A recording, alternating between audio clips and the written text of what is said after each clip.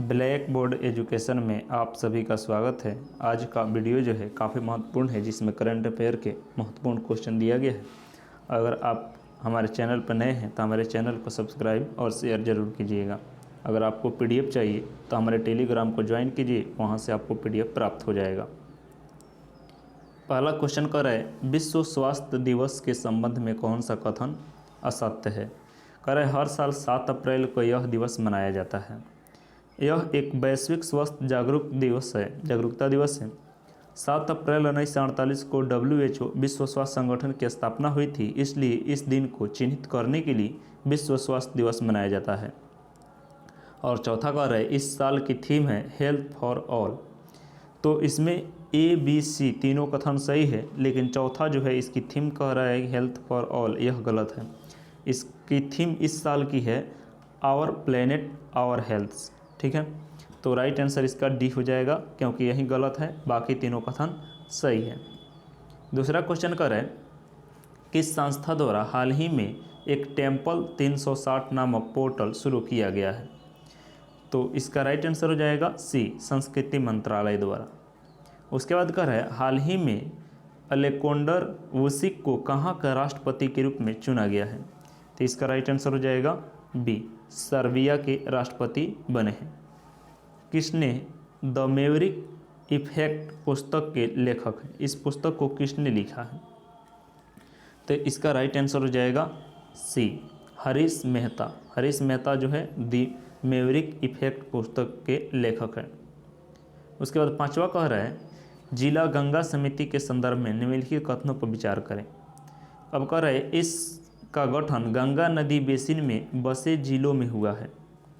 इसका मुख्य कार्य नमामि गंगे के तहत बनी परिसंपत्तियों को सदुपयोग करना है।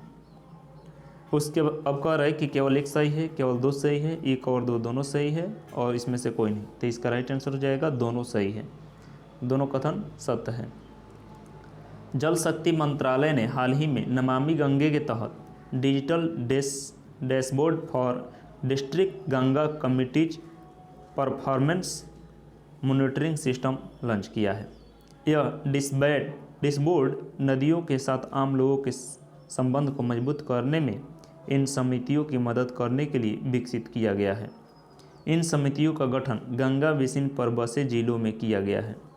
गंगा और उसकी सहायक नदियों में प्रदूषण को थामने और लोगों की भागीदारी को मैनेज करने के लिए इन समितियों का गठन किया गया है, इसलिए पहला कथन सही है। फिर कह रहा है, इन समितियों का काम क्या है। नमामि गंगे के तहत बनी परिसंपत्तियों का सदुपयोग करना है, गंगा और उसकी सहायक नदियों में गिरने वाले सीवेज को निगरानी करना है, गंगा के पुनरुत्थान में लोगों की भागीदारी को सुनिश्चित करना है, इसलिए दोनों कथन सही है। उसके बाद अगला क्वेश्चन है, फोर्ब्स द्वारा जारी की गई अरबपतियों की सूची 2022 के अनुसार दुनिया का सबसे अमीर व्यक्ति कौन बना है। तो इसका राइट आंसर हो जाएगा एलन मास्क। तो बी इसका आंसर हो जाएगा। केंद्र सरकार ने सेमिकॉन इंडिया के लिए एक सलाहकार समिति का गठन किया, इसके अध्यक्ष कौन बने हैं। तो इसके अध्यक्ष बने हैं अश्विनी वैष्णव, यह रेल मंत्री भी है। अश्विनी वैष्णव सेमिकॉन इंडिया के सलाहकार समिति के अध्यक्ष बने हैं। इसके बाद अगला क्वेश्चन कर रहे हैं, के बिड़ला फाउंडेशन द्वारा कविताओं के संग्रह मैं तो यहाँ हूँ के लिए प्रतिष्ठित 30वें सरस्वती सम्मान 2021 से किसे सम्मानित किया जाएगा। तो इसका राइट आंसर हो जाएगा सी, रामदरस मिश्र। रामदरस मिश्र जो है इसका आंसर होगा। उसके बाद कह रहे हैं, डेवलपमेंट क्रेडिट बैंक के MD और CEO कौन बने हैं। तो इसका राइट आंसर हो जाएगा मुरली नटराजन। मुरली नटराजन जो है डेवलपमेंट क्रेडिट बैंक के MD और CEO है। इसके बाद कह रहे हैं, भारत और किस देश की सेना के बीच संयुक्त विशेष बल अभ्यास बहलोत 2022 का आयोजन हुआ है। बहलोत 2022 जो है सैन्य अभ्यास है, यह किन किन देशों के बीच में हुआ है। तो भारत और किर्गिस्तान। ठीक है, तो भारत और किर्गिस्तान के बीच में यह सैन्य अभ्यास किया गया है। उसके बाद कर रहे हैं, द मेवरिक इफेक्ट नामक पुस्तक के लेखक कौन है। तो इसका राइट आंसर हो जाएगा ए, हरीश मेहता। हरीश मेहता है। उसके बाद कह रहा है किस राज्य या केंद्र शासित प्रदेश ने सरकारी स्कूल के बच्चों के लिए हॉबी हब्स स्थापित करने की घोषणा की है? तो राइट आंसर हो जाएगा ए, दिल्ली सरकार ने बच्चे के लिए हॉबी हाउस कर इस सरकारी स्कूल के बच्चों के लिए जो है यह घोषणा की है। उसके बाद कह रहा है भू अवलोकन उपग्रह के संदर्भ में कौन सा कथन सत्य है? यह उपग्रह सुदूर संवेदन तकनीक से लैस होता है।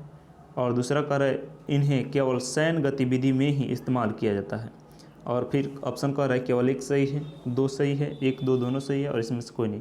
तो राइट आंसर इसका हो जाएगा ए, केवल एक सही है। लोकसभा में जानकारी दी गई कि EOS इसका अर्थ है ऑब्जर्वेशन सैटेलाइट अर्थात भू अवलोकन उपग्रह 2 सैटेलाइट इसी साल जल्द ही लॉन्च होंगे।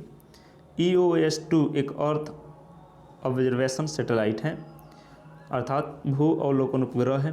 अर्थ ऑब्जर्वेशन सैटेलाइट सुदूर संवेदी तकनीक रिमोट सेंसिंग टेक्नोलॉजी से लैस होता है, इसलिए पहला कथन सही है।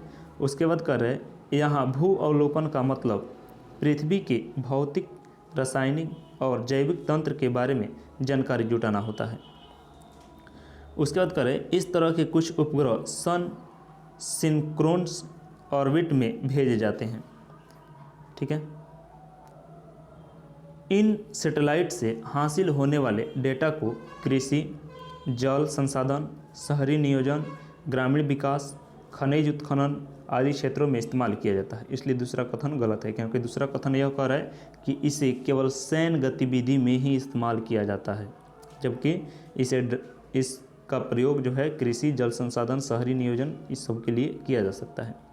इसरो ने रिसोर्सैट 2A, कार्टोसैट 1, 2A, रिसेट 1 और 2, ओशियनसैट, कार्टोसैट 1, मेगाट्रोक्यूस, इनसेट इत्यादि जैसे भू अवलोकन उपग्रह लॉन्च किए हैं। ये सभी जो है सैटेलाइट का नाम है जो भू अवलोकन उपग्रह है।